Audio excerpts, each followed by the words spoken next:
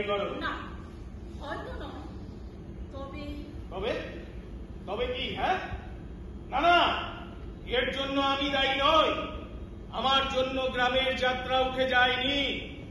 আর গ্রামের যাত্রা যদি উঠে যায়, তাহলে তাহলে তার বিবেক কোথায় আছে বলতে পারো?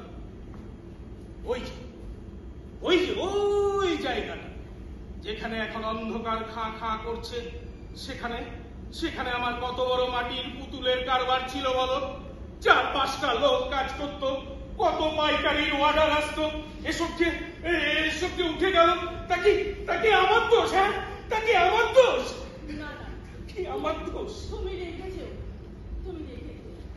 আচ্ছা শোনো, ঠান্ডা মাথায় আমার একটা প্রশ্নের উত্তর দেবে? বলো। আচ্ছা, তোমার সাথে এই কাজে যারা যুক্ত ছিল, তাদের সকলের দশা কি তোমার মতনই হলো?